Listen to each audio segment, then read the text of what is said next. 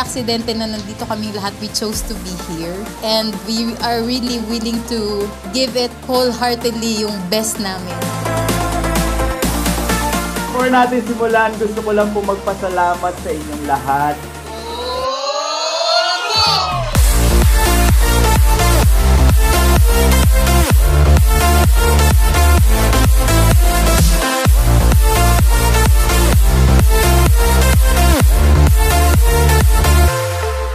Your deepest truth will be your highest potential. The more na nagsisinungaling kayo sa sarili ninyo, the more na hindi nyo naabot yung highest potential ninyo. You need to really dive deep because your deepest truth will be your highest potential. Your deepest truth, marami ka nang nagawa. Maraming magagaling na bagay na kaya mong gawin. You have to be the person who you want to be so you can have this and replicate your business, replicate yourself so you can achieve your future. Leaders always think ahead. You can always have a space to create. What can I do more? Guys, isip nga tayo ng idea para we can make a better world. We all have our different stories and experiences. And it's your why that will propel you going forward. I'm grateful to be part of this community. Kailangan ko lang ng push, diba, to really go out there. Ano ba talaga ang purpose ng buhay natin? Bakit tayo nandito? Ano ang pwede nating i-share sa mundo? Naniniwala ako sa inyong tatlo na matatapos to na magkakaroon ako ng clarity sa ano ba talaga ang dapat kong gawin.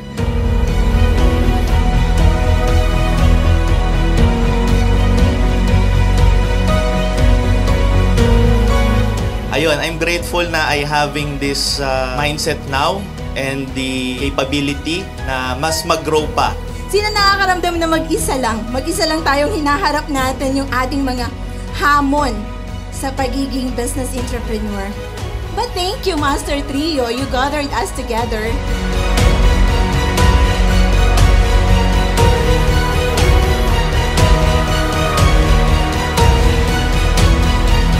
Nagtataka kayo, business digitalization. Pero nag-iiyakan tayo. Very intentional kami dyan. But with clear and honest intention.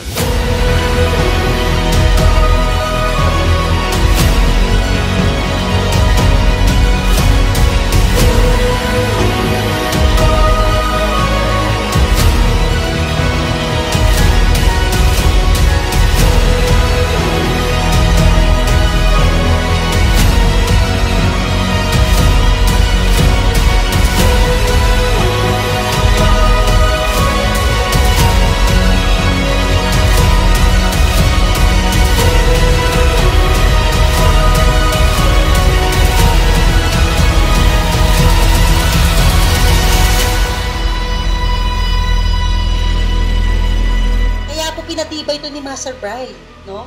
Hindi po kayo makakarating doon kung di po dahil dito at dahil po sa journey nyo. Kaya gusto ko po alalahanin nyo yung journey nyo kung paano kayo naging matibay para maging ganito kayo. Nakita nyo po ba? Palaki ng palaki. Saka po tayo mag-move to the next level. Alam ko na itong mga to dahil sa dami nga ng mga naatinan ko, iba-ibang term lang ang gamit. Pero dito lang talaga ako namumove. Sa lahat ng mga naatinan ko, ito lang yung nagbibigay talaga ng malinaw na roadmap kung saan ko gustong mapunta.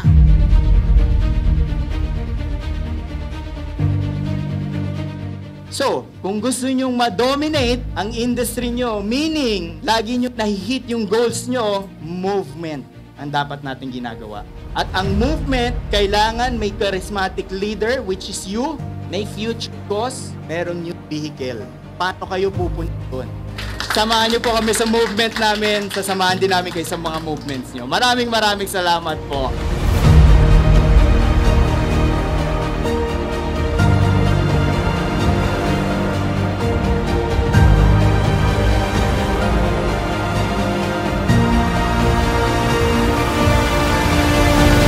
Binibigay sa amin sa inyo kung kompletos recados yan. Bakit? We want you to to realize na ito na yung kailangan ninyo. I-implement nyo na lang. Kaya kami nagsama-samang tatlo. Kasi pag ako lang kulang, pag si Master JP lang kulang, pag si Master JM kulang. And to be honest, hindi pa kami sapat. Nagdadagdag pa kami ng solution. Nagdadagdag pa kami ng partners. At kung hindi nyo napapansin, we have now coaches.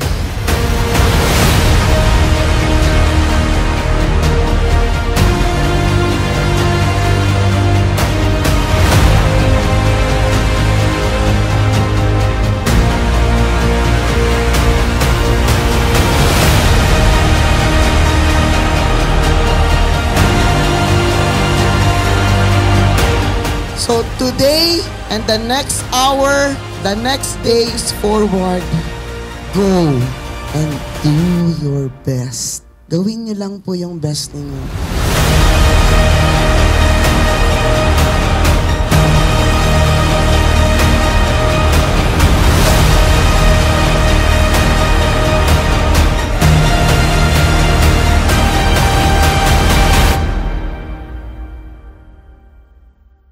Yung pattern ng ginawa nyo kung paano kayo sumakses, binigay ninyo sa amin like, gusto nyong ma-unleash namin, ma-realize namin na kaya din namin gawin yung ginagawa ninyo. So kaya thank you so much for sa flame na binigay ninyo sa amin.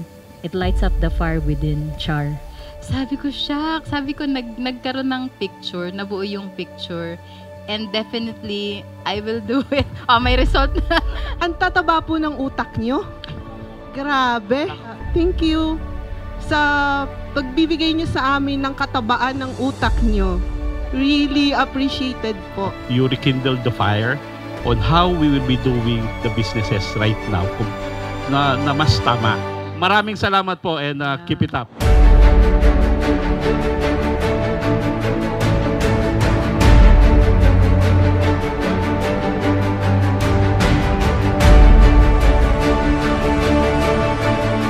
Sinishare namin lahat para i-share nyo din. No, hindi kami madamot ay sa atin lang to ha. Hindi, share nyo. And if may mga kilala kayong entrepreneur, invite ninyo.